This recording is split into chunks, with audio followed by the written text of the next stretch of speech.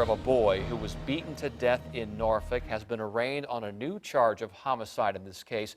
But Hank Smith could have avoided that charge had he accepted an earlier plea bargain.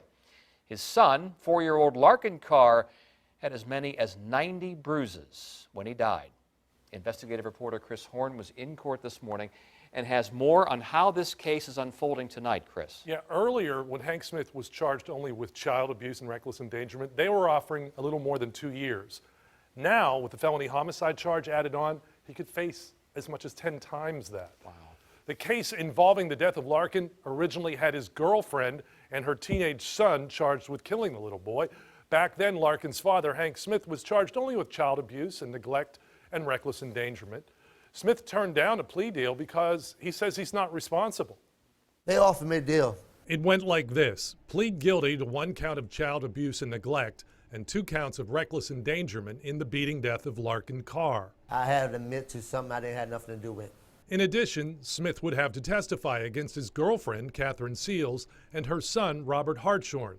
Smith, Seals, and Hartshorne were all living under the same roof on Sangamore Avenue with Larkin and his little brother Tyler, when police say the teenager was beating Larkin as a form of discipline.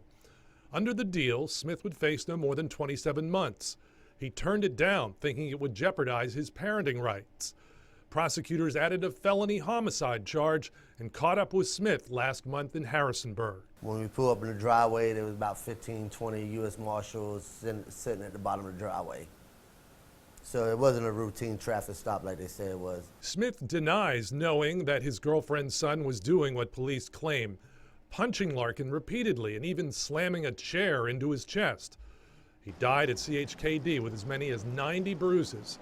It's unclear how the abuse affected him mentally or psychologically, but Smith says Larkin seemed to have a learning disability. Larkin was like, he was kind of slow. I mean, I had a learning disability, but I didn't know.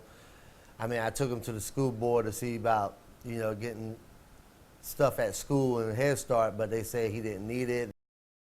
And coming up at 6, Smith tells us what happened when he was a child and why he doesn't have hard feelings against Hartshorne, the teen charged with killing his son Larkin. Chris Horne, 10 on your side.